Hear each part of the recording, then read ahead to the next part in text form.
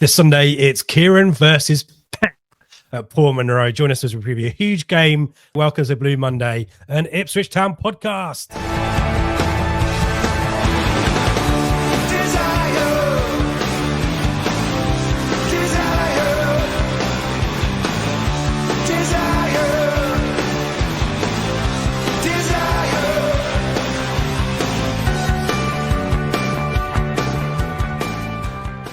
He's a bit of a divisive character in 2025, isn't he, Pep? But does it get any bigger for managers in the world game walking down the touchline at Portman Road, Seb? No, I don't think so. We'll discuss him in depth shortly. But yeah, if you look at the CV, look at the honours list, yes, they're going through a bit of a sticky patch, which I guess could you argue is probably the biggest test of his managerial career. You know, an awful lot's kind of gone for him, but still having him walk out at Portman Road is an excellent moment, and really, you know, great for the club. You know, to have a manager of that calibre rock up at little old Ipswich, who 2 years ago were playing insert team Port Vale here, if you like, is another sign of how far we've come, and a great test for McKenna as well. McKenna always learns, doesn't he, from opposition? We've seen that so many times in the past. So I'm quite looking forward to these kind of rerun games to see what he kind of acts upon from the first time round. Don't concede crap penalties and don't give the ball to Erling Haaland. You've solved it. Brilliant. Thank you for watching Prematch. We'll tune in next week for more insight. Don't give the ball to De Bruyne. He was good. I mean, this is the annoying thing as well. City have this really crap run. Have we?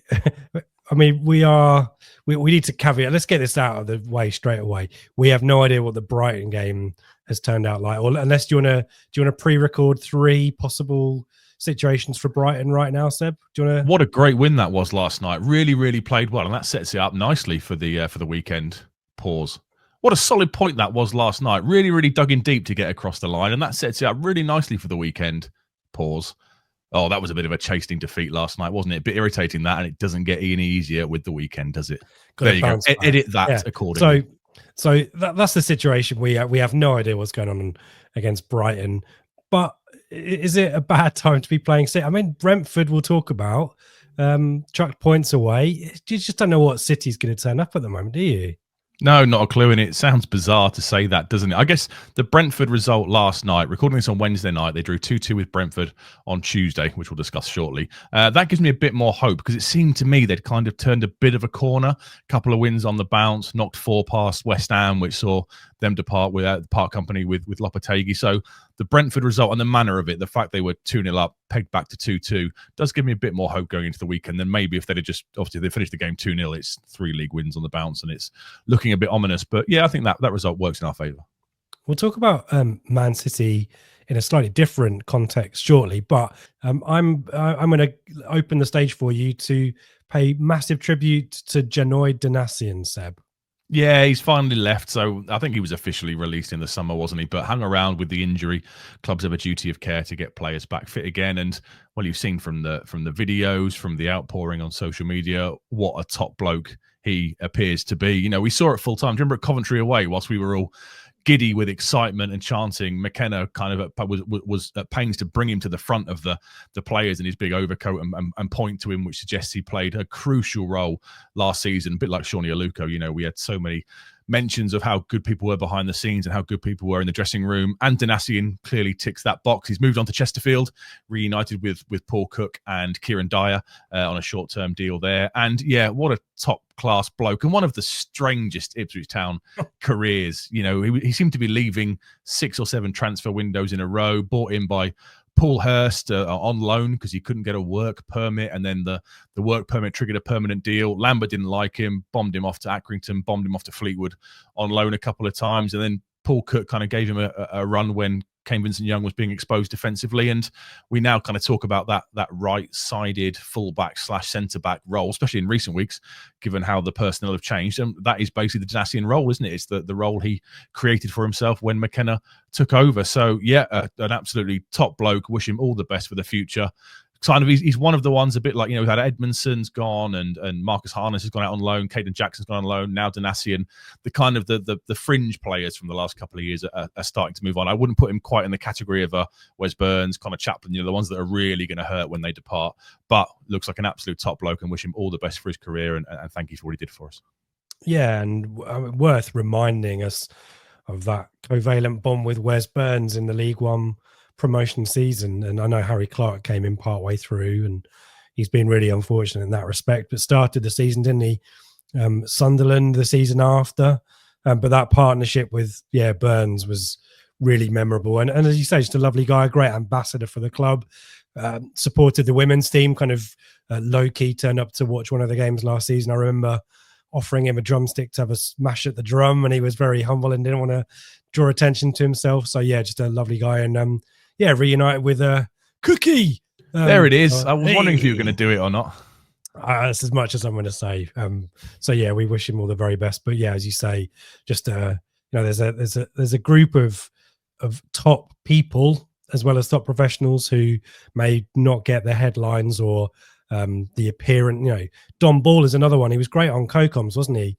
We were both driving back from Manchester on the weekend and listening to the game, and he was another one of those players that just really top pros behind the scenes that enables training to be higher level. If you do 11v11s or 5v5s, you need good opposition, as well as players who can come in and #do a job.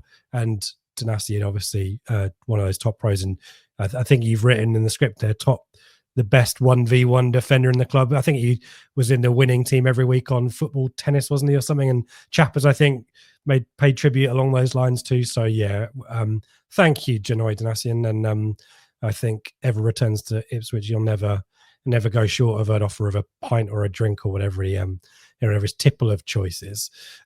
No game for ITFC Women this weekend. A weekend off, regrouping after the Man City game. We've got Seb's view in the excellent Flagship show. Thank you to everyone who watched that. Numbers really great. We were a little bit, ended up having quite a lot to talk about.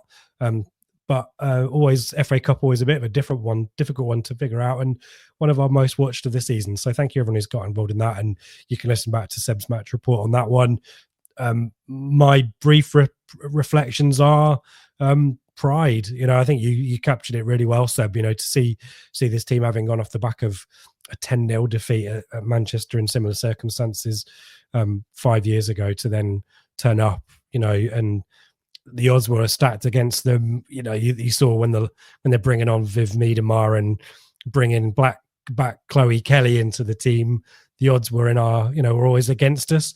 What was a kind of a good tell for me about the standard is actually there's moments in all three of the goals, maybe less the third one, but certainly the first and second, where there's mitigating circumstances or stuff that we can do better, and that's what you want, the improvement. And of course, it would have been great to impose ourselves more at the other end of the field, and there's some good forays forward, weren't they, towards full time. But just pride of where this team is at and the level, and if they can harness some of the level of performance that was needed to kind of match Man City for huge chunks of the game, imagine what it would take to beat and compete. Certainly at championship level, but to get the job done for the rest of the season. So hopefully bodes well. Hopefully it's like similar. 91-92, Seb, is always the example we cite, where Town went took Liverpool to extra time, and in a replay in extra time, didn't they, at Anfield, and then kind of grew from there to get promoted in 91-92. So hoping history repeats itself there. But back on the road next week, off to Gwalia, formerly Cardiff City.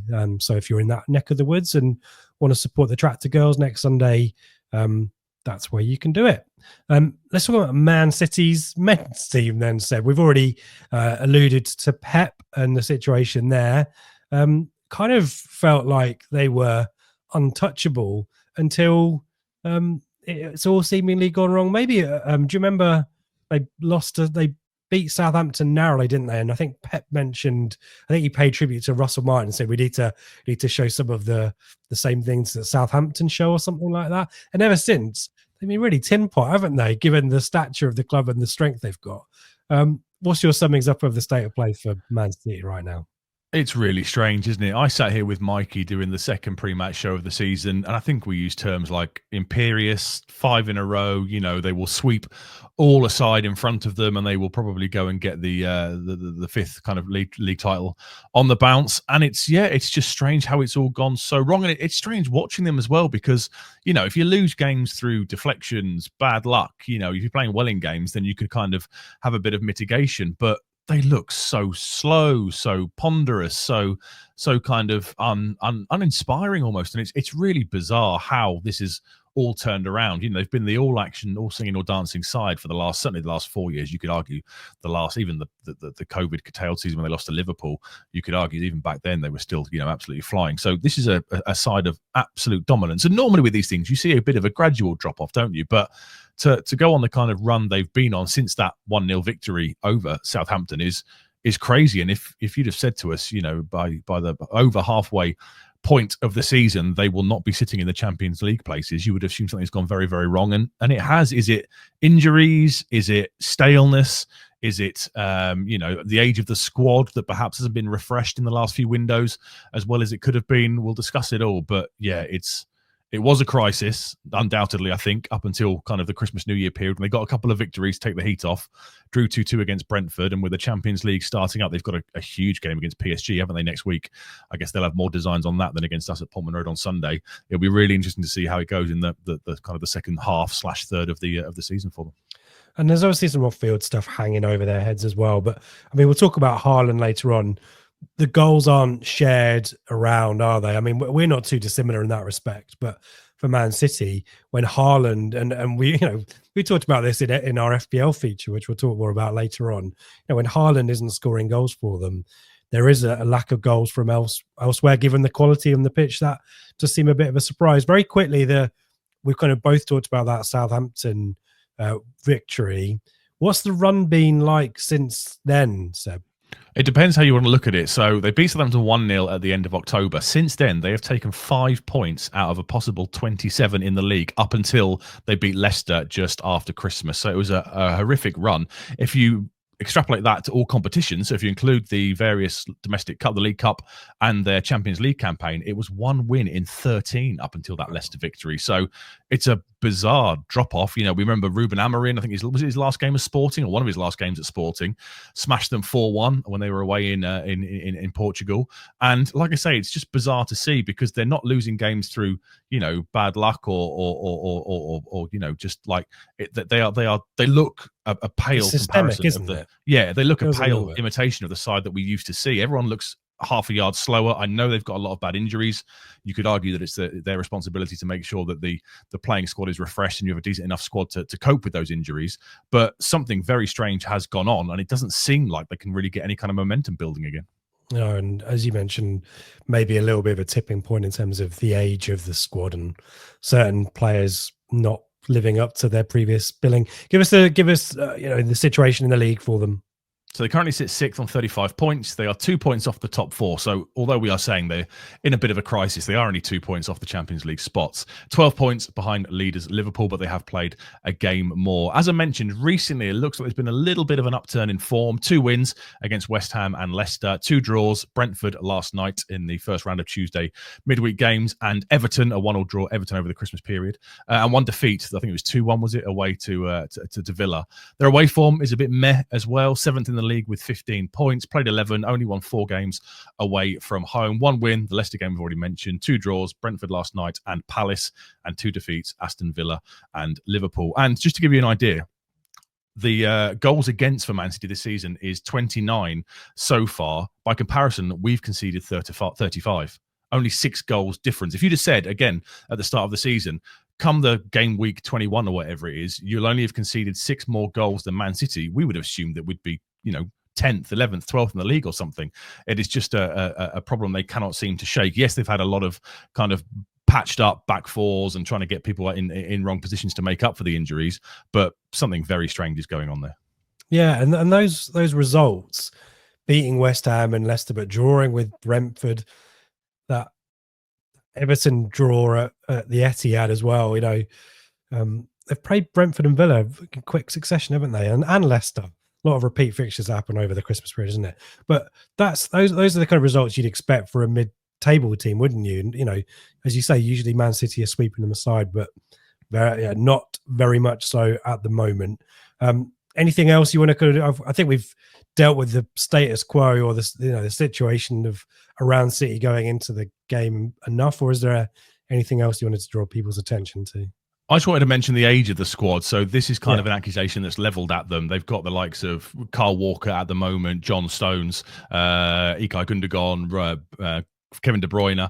They are the fifth oldest squad in the league. I've noticed on their bench in recent weeks, they seem to have a lot of academy prospects. You can normally tell because of the high squad numbers. And it just seems to me they haven't got the squad to cope when they're missing key players. And I was just a very brief conversation. Do you think they have messed up in terms of their transfer business over the last few years? If I throw some names at you, Julian Alvarez, they let go to Atletico Madrid last summer, who was the backup striker to Haaland, over 20 goal contributions last season, wasn't replaced. So Haaland now has to play, most games.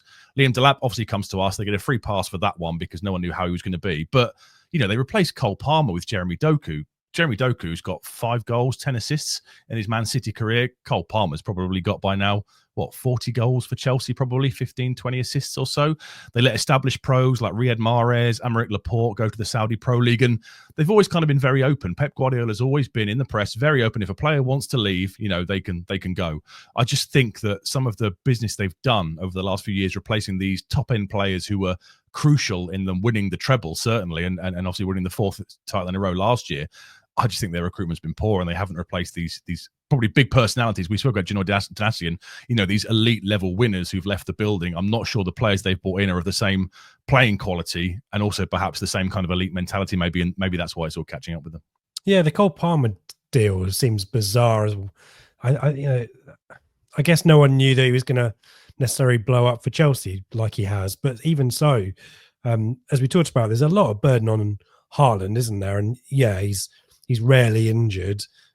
But as we've seen, his unbelievable goal-scoring form isn't permanent. There is spiky moments in there, and maybe they're not playing to his strength. And it does feel like, even look at Phil Foden, Seb. Like, I just think Foden should be the first name on the team sheet every single week, but Pep rotates a lot. I mean, it's a common gripe about FPL, isn't it? You put Man City players in your squad, and you never know if they're going to feature week on week. So it does seem a bit strange. And I guess when they had that broader squad and everyone was on form, Pep rotating didn't make much of a difference. But now you're bringing in players out of the cold, aren't you? And even the keepers are being rotated to an extent. And that's maybe a factor in some of the defensive issues we've seen. And certainly Seb is a factor behind the Brentford draw and the weird scenes at full time. Talk us through Brentford.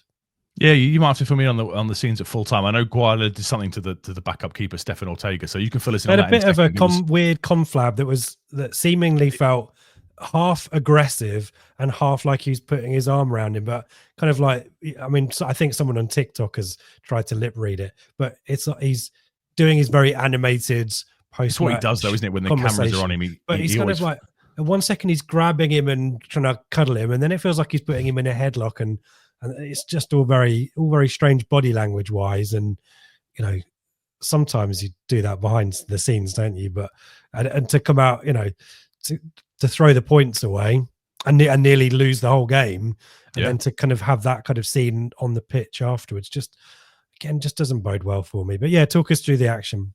So it was a 2-2 draw last night away to Brentford, 2-0 up, 2 goals from Phil Foden, only his 3rd and 4th goals of the season. He hasn't got going compared to last season at all. But Visser on 82, Norgard on 92 pulled Brentford level, and then Nathan Ake had to clear one off the line in the 95th minute, or they would have ended up losing the game. Usual high possession stats for City, 55%. Interestingly, 2.2 XG to Brentford's 2.58. So they lost the XG battle. 21 shots to Brentford's 18. It was a ridiculously open basketball game. Match. Yeah, it was. One end. We'll do our usual tactical pad with formations in a second, and you might understand why the game was so open. And 5 big chances created to Brentford 4. So, if they'd have pulled from 2-0 down, maybe the context of the game here is crucial. We saw was it the Champions League, wasn't it? They were 2-0 up in a Champions League game, ended up drawing 2-2, or did they lose 3-2? I can't remember, but they are in a bit of a habit at the moment of kind of throwing leads away. 1-0 up in the Manchester derby, end up losing 2-1. 1-0 up against Everton, end up drawing 1-1. They seem to be struggling to hold on to leads at the moment. So you're telling me there's a chance? I mean, we've kind of been pulling at strands to try and make the Man City tapestry fall apart. I don't know where I'm going with that analogy. Worth reminding us of the Pep Guardiola era at City, though, and how trophy laden it's been. Do you want to give us the catalogue of honours under. It's incredible, Guardiola. isn't it? It's a 71% win rate across 503 games. The honours list, been there since summer 2016. The honours list is 6 Premier League titles, 1 Champions League, 2 FA Cups, 4 League Cups, 1 UEFA Super Cup, 1 FIFA Club World Cup, and if you count the Community Shield as a trophy, I think they won about 3 or 4 of those in the time period as well. Signed a new deal. Obviously, we saw Klopp depart the Premier League last summer. Guardiola was in the last 12 months of his contract, and there seemed to be a bit of kind of acceptance in the press that maybe he was going to move on. Obviously, Omar Barada, the CEO, went to Man United, and it kind of felt like maybe it was time for a bit of a shift. But he signed a new 2-year contract back in November. Probably good he did, because he might get fired if he continues up this rate of form, which sounds crazy to say. But yeah, he's here for another couple of years or so. And yeah, I mean, that honours list is absolutely crazy. And obviously, they're not going to win the league this year. It would take an incredible run of form to chase down Liverpool. I can't see them doing that. So I presume now they have to just reevaluate things, aim for the top 4. It would be bizarre for Man City not to be in the Champions League, wouldn't it, next season? So that is now their priority for the rest of the season. Get through it. They're looking to do a bit of business in this window, do a bit more business in the summer, refresh the squad, and maybe look to go again. Does he see out that 2-year contract for you, Seb? He seems to me, he's a very fiery, emotional character. So if I were to wake up one morning and read that he's quit, I just wouldn't be that surprised. Barcelona, he left, took the year off, went on a sabbatical to New York. I would imagine that he's the kind of, he will very much still, even though the current crisis is going on, I think he will very much leave on his terms. Yeah. We'll nudge people towards Blue Monday Rewind. Depending on when you watch or listen to this, Blue Monday Rewind might not yet be out. As we said at the start, the sequence and running order of this week has been ridiculous for trying and coordinate. And apologies for those who like the pre-match show going out live. Just logistically, we couldn't make it work. So forgive us for pre-record and the pre-record so far in advance too. But Blue Monday Rewind will be going back through Premier League history, and I mean, not a huge amount to talk about, but some good games in there, some good moments. But our overall record, Seb, I mean, not that you can read too much about it because we haven't played them certainly at Portman Road in 20 odd years. It's actually quite positive, isn't it? It is, yeah. We have the edge, 28 wins for Town, 15 draws between the two, and 24 wins for City. As you said, go and check out the excellent Blue Monday Rewind with Craig and Dave, depending on when it's out and depending on when you're listening to this. But I'll briefly go through the last time we met them at Portman Road, January 2002. If I say to you it wasn't a corner, you'll know exactly what I'm talking about, won't you? Ayel Berkovic opened the scoring. A 4-1 FA Cup 4th round, was it? It wasn't 3rd round, was it? It must be 4th round if it was end of January. Live on BBC One. As they were, it was a Sunday night, wasn't it? As they were on their way to the Division 1 or Championship, whatever it was called at the time, title. The last time we met them in the Premier League at Portman Road, they will definitely be discussing this on Blue Monday Rewind, was a 2-1 victory. Obviously, Blue Moon, you got promoted too soon, etc., etc. Which we need to mention is still remembered by certain Man City. Like we've listed all the trophies they've won. There was a weakest link. You are the weakest link, which is a bit crap, frankly, by us. We've got a history with shit banners, haven't we? So they still remember 2001 when we relegated them and crowed about it. All of that history, all of those trophies, but triggered by Ipswich Town, living rent-free for 20 odd years. But yeah, that game, you remember much about? That was a balmy, lovely night, wasn't it? Summer's night. It was, yeah. It must have been the penultimate game of the season, maybe, or a couple left to go. Derby. Stuart was injured. Yep. Stuart didn't play, did he? So I remember thinking it was going to be a bit of a challenge. They were, obviously, we relegated them, but Matt Holland and Martin Royce, diving header, wasn't it? Yeah, Alan Armstrong outside of the boot cross and a flying diving header from Martin Royce. Phenomenal. What times and Rob Charler in the North Stand for the second half. Do you remember that? No, I don't remember that. No, that was, I think he was saying goodbye to the old North Stand and went and stood in the North Stand for the second half. And I think forgot to turn his mic off. So brilliant. I don't think there was any rude chanting or whatever, but there was definitely some muffled noises throughout the whole of the second half. But yeah, that was a great night, wasn't it? Yeah, phenomenal night. And we've actually unbeaten against them at Portman Road in the league since December 1994. Okay, caveat, there've not been that many games between the two, but a little bit of a positive stat. I remember a 2-1 victory, Gary Croft scoring on his debut and then promptly getting arrested the next day because the copper recognised him from the newspaper celebrations. That was relatively early on in the promotion campaign, wasn't it? So yeah, we've got a pretty decent record against them in recent times. Obviously, we've never played them in this current iteration of Manchester City. and we have played them this season, and chastening afternoon despite It was Sammy a great Smollett's 3 minutes, though, wasn't it? That 3 minutes was brilliant. That'll live long in the memory. Few limbs in the away end, and then brought back down to earth in 17 minutes, wasn't it? Should we get on to modern times, sort of tactics and strategy? Obviously, it's mid-transfer window. There's not anything happened, is there, Seb, yet? But nothing confirmed, but rumors? both the Athletic and Sky are reporting that deals are imminent. They've agreed a fee for a young Brazilian defender, Vitor Reis. They've apparently very close to signing Omar Marmouche, who's a 25-year-old striker from Eintracht Frankfurt. Bit of backup, I guess, for Haaland, because they are flogging him week in, week out at the moment, aren't they? So they have hopefully defensive and offensive arrivals due to be coming in shortly. Carl Walker obviously is asked to leave. That was announced after the Salford game, and he didn't feature against Brentford last night. Did Guardiola say he wants to explore his options abroad? I think so. There might be some movement on that before the end of the window as well, but no confirmed deals as of time of recording. So apologies in advance for those listening on podcast. We encourage you to come and join us over on YouTube. We're going to put the tactical pad up and have a look at the system.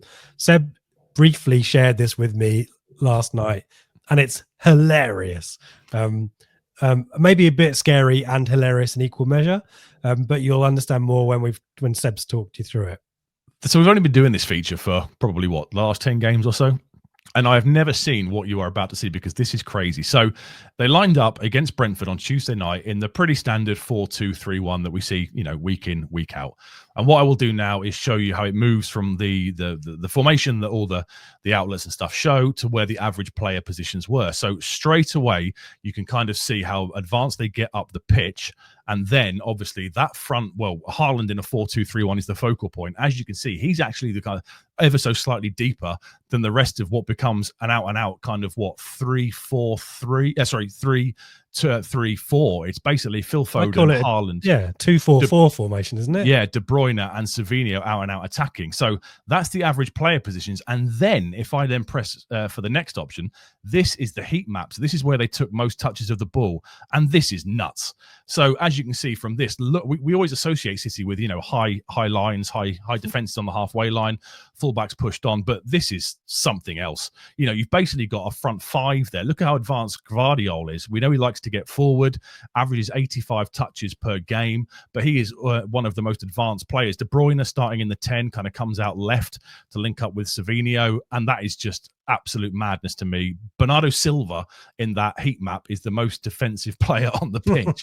Even Kovacic, who's meant to be the natural kind of midfield sitter and the natural midfield screen, is pushed up ridiculously high advance. Both centre halves, Akanji and Aki, well pushed up. And I had to check it 2 or 3 times because I was sure I was making a mistake with this. But yeah, that is the heat map from their game against Brentford, which, as I said earlier, explains why they had 21 shots last night and Brentford had 18. There are obviously huge pockets of space in behind, which if you've got quick, pacey players, you can look to exploit quite easily.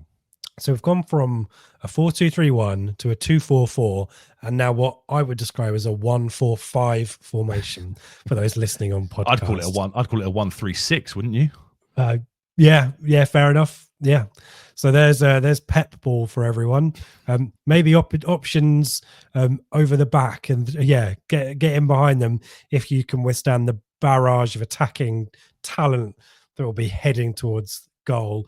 As always, we're going to caveat this with big players will know who they are, but let's just draw attention to some names. Erling Haaland and Phil Foden we've already talked about, but key kind of stats, Seb, that just to paint a bit of a picture. Harling's an interesting one, isn't it? Top scorer with 16 so far this season. Huge drop off then to Foden, who has 4. So as you said, Haaland, they are very reliant on Harling for the goals. 3 goals in his last 2 games, so looks to hit a little bit of form. But I forgot, he got 8 goals in the first 4 games of the season. He was in your fantasy team every week. And did he get back-to-back hat tricks, or he got 2 and then a 3 maybe? And everyone was kind of thinking he was going to score 40, 45 goals this season. And to only have 8 goals since the first 4 games of the season for a striker of his caliber, that's pretty poor, let's be honest. Phil Foden, 2 last night against Brentford, 3rd and 4th goals of the season, only 1 assist, has not got going at all. He seems to be more the England Phil Foden that we saw at the Euros rather than the Man City Phil Foden of last year. Kevin De Bruyne, back from injury. Injuries are starting to take their toll. He's 33, 34 now, I think, out of contract in the summer, so might be, well, one that moves on. But still got 2 goals and 5 assists in 10 starts, 60 touches per game, so very high levels of involvement. I really like Bernardo Silva, lovely, classy player, will pop up everywhere, Alan Judge heat map style.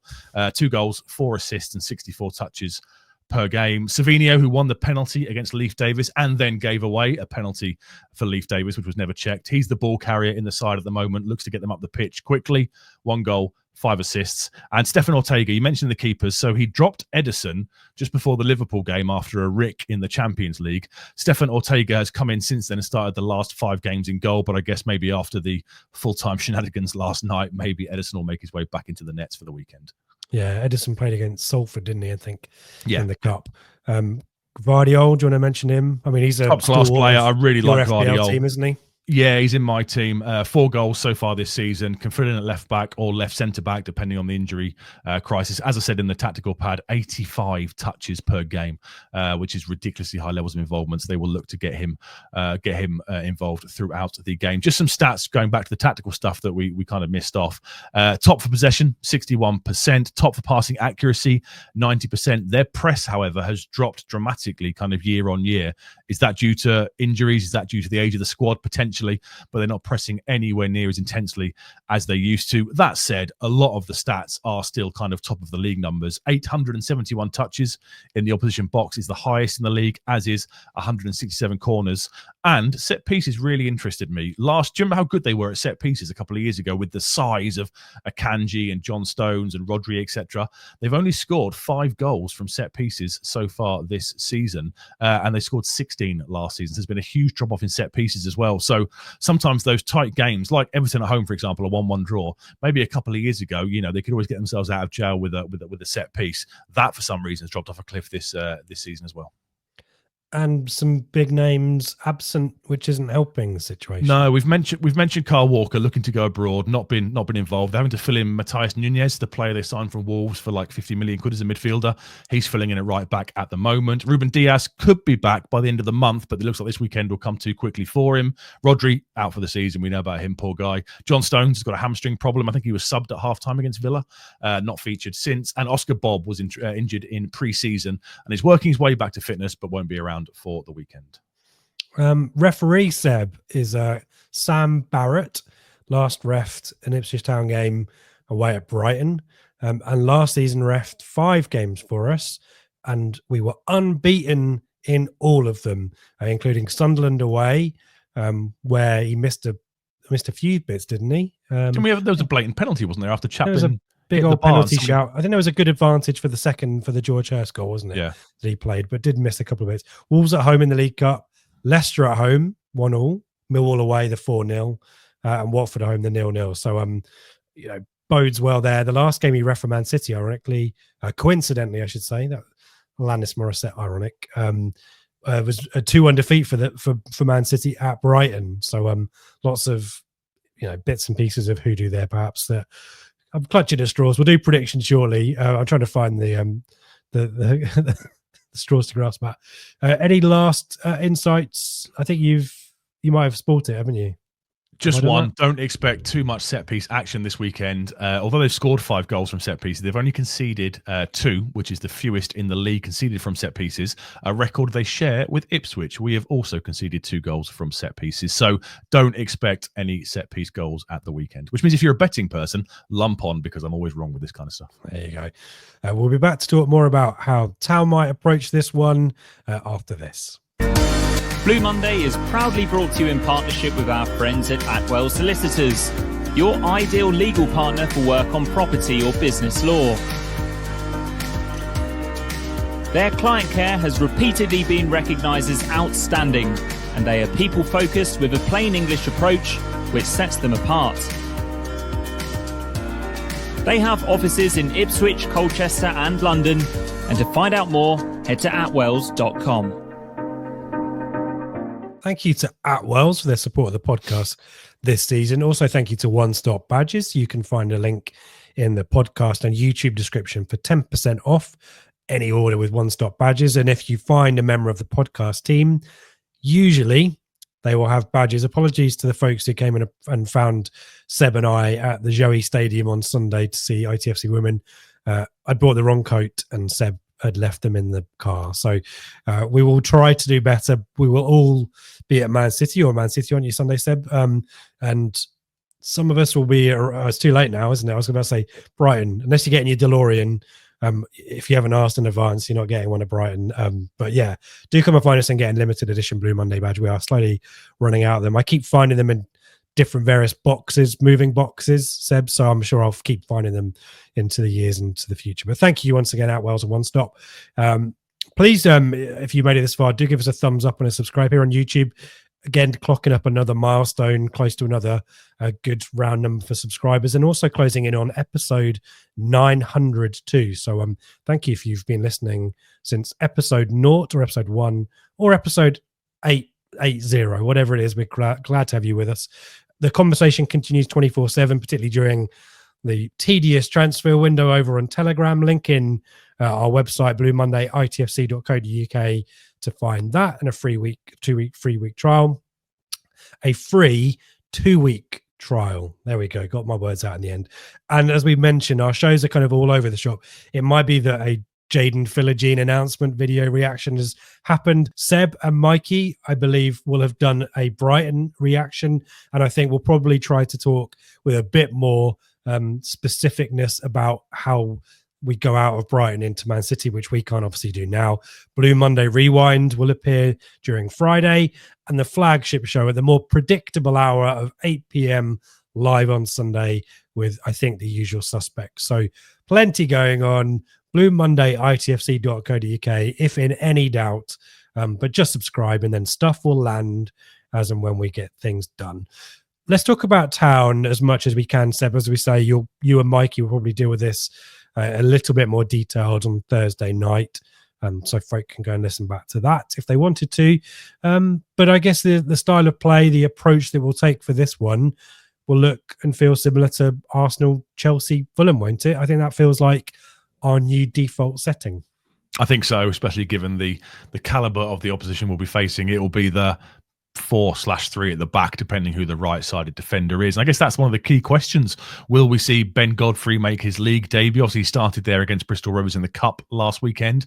Will we see him make his league debut on the right-hand side of that defence? Does that mean Dara O'Shea shifts inside and poor Luke Wolfenden drops out? I guess that's the question we have to ask. Jacob Greaves will be the left-sided one. Leif Davis, obviously the left wing back, barring any incidents against Brighton. Wes Burns or Ben Johnson in the right back role. Wes Burns tends to start the home games, doesn't he? But given the opposition, maybe you go with Ben Johnson in there. And then central midfield is the other kind of issue, because the turnaround time between Man City and Brighton, Brighton on the Thursday night, Man City on the Sunday afternoon. Calvin Phillips can't play on Sunday. It's a very quick turnaround time for Jens Kajust. Do you think we could see Phillips and Morsey against Brighton and hold back Kajust for the Man City game, given Phillips can't play? Or do you go full strength for Brighton because it's the more winnable one? But then you might have issues with the central midfield partner for Morsey at the weekend if Kajust can't make the turnaround. And then the three behind the strikers kind of down to the bare bones, isn't it? McKenna's press conference today said Amari Hutchinson, it's not out of the question that he could feature, but if we assume he's not going to be around, then you're probably looking at Broadhead and Clark, I would assume, because you're going to need Taylor to kind of be one of the midfield deputies at 60-70 minutes, so it's a risk to start him. What would you do? I've thrown a lot of information at you there. How would you? Let's start with the right-sided centre-back. What do you do? Does Ben Godfrey start for you and Wolfie drops out and O'Shea shifts across? Yeah, I think probably so. On the central midfield, I think my default assumption, which will obviously be wrong come Thursday night, is Phillips plays against Brighton because he can't play against Man City, because that allows you to rotate one of Morsey or Kajust, doesn't it? So I think Kajust comes back in for Man City. I think I'd be surprised if he also plays Brighton. But then he's probably our most formed central midfielder, isn't he? And he's had a break. We're talking about Delap and Davis not playing. Kajust wasn't involved against Bristol Rovers either, so potentially he can maybe deal with two starts in a row and be subbed off potentially at 60, 70 minutes perhaps. But I'd be looking to get Kayusta in the team every time now, in which case it's Morsey and Kayusta, isn't it, on against City? I think you've got to. Yeah. So would you then go Phillips and Kayusta against Brighton and not play Morsey? Yeah, and bring Taylor on at 60 minutes for Kayusta, perhaps. Yeah. I think that's what I'm saying. Well, bring on Morsey, can't you? If you bring Phillips, you can bring on Morsey. You can have him on the bench. Yeah. So maybe that's the way we go. I just think you've got to, whatever you do, I think Kayusta's got to play, because not only is he kind of good box to box, but he gets us up the pitch, doesn't he? And he's kind of spins on the ball, and he's always on the half turn. I think are really important to get Liam Delap moving too. So I think that would be my strategy in terms of. It would be great if Amari is fit. If he's not going to make Brighton, it'd be great to have him for City because of, that threat of pace in behind, isn't it? On the basis of the tactics that you talked us through, being able to break at speed, and seemingly Hutchinson and Delap have a good partnership too. So even more reason to get him fit. But yeah, Broadhead v Chelsea was good, wasn't he? I like that. So what am I saying? I'm not sure. Hutchinson and Broadhead, is that what you're going for City? So you'd the only other options based on fitness, we know Schmodic is out, would be Jack Clark or Jack Taylor pushed further forward. Yeah, I don't think that happens. So I guess I am saying Amari and Broadhead. There you go. Any dispute of that? I think that's what you were saying. I'd love Amari to make it, but I'm not entirely sure. No. He will. He won't make Brighton, I don't think, but it would be a major boost if he could. And obviously, he's been out since, was it Chelsea the last game he played? So he'll have been out for 3 weeks. He's probably not going to do the full 90. So I guess we'll see Jack Clark or Jack Taylor off the bench, pushed up into a more advansed role at some point. And obviously, Liam Delap against his old side can go and have some fun. Hopefully so. Rough and tumble with that back line. As we say, probably check out the Brighton post-match for probably a little bit more of in-depth conversation with more knowledge of what's happened on Thursday night. But we've given it a go at the very least, and at the very least as well, that Calvin Phillips, we've reminded you he's not available. It'd be good to have Jaden Philogene, wouldn't it, Seb? But I'm not going to hold my breath on that one. We'll end with match predictions, but we'll do a very brief bit of FPL.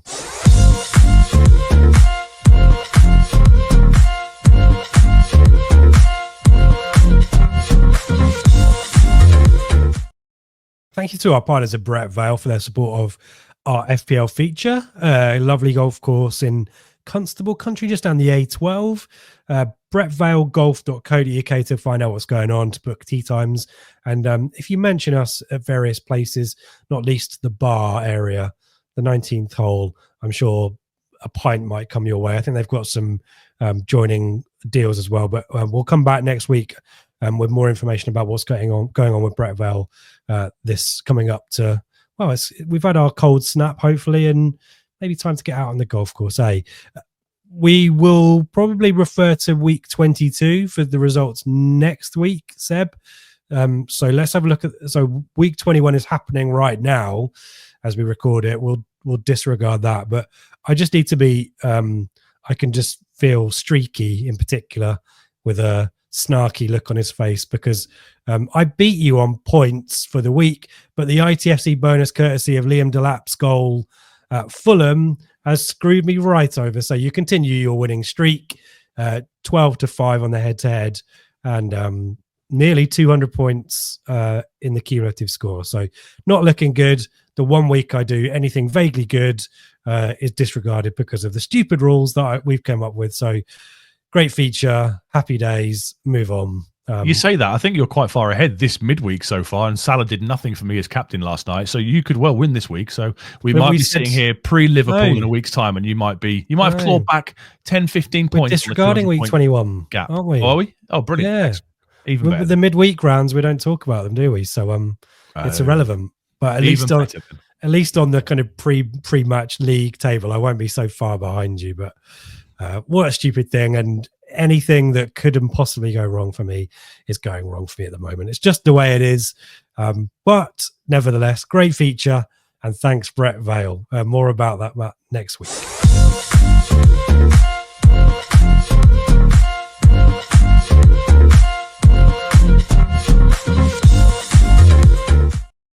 let's finish with some score predictions, Seb, for Sunday.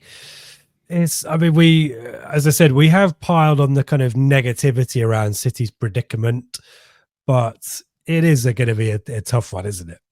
Well, we've sat here and we've told you how they are not the City that they were. They look susceptible to pace through the midfield and in behind, and they can't get any real run of consistency going. So obviously you'll all be shocked when I predict that we're going to lose. I think we're going to lose. I do. I still think it's Manchester City. Yes, they're not the side they were. Yes, they're not in a great run of form, but it's still going to be, Phil Foden, Kevin De Bruyne stepping out onto that pitch on Sunday afternoon, and this and Liverpool in 10 days' time, whatever it is, are two completely free hits, let's be honest. At the start of the season, we'd looked at it and said, we're getting nothing from the City game. And yes, they're in a bit of a crisis, but I still think that's the same. I think it will be a relatively spirited defeat, but I think we'll lose 3-1. 3-1. I think we'll get a draw. Really? You're the optimistic one of the two. Fair play to you. It's a bit strange. I like a 2-2. I like a similar situation to the Brenford game, perhaps. A late rally. Let's be honest. If Man City are at 90%, they've probably been 70-80% in certain matches of late, then it's a different story. But if they turn up and half decent, then the outcome that you're talking about is fair, isn't it? But I don't know. I have a feeling. I think at Portman Road, the Chelsea game, it's given me a lot of hope, and certainly the revised style of play that we have. Again, don't concede penalties like we did at Fulham. Defensively, they didn't get. Chelsea, Arsenal, Fulham got very little options on goal in open play.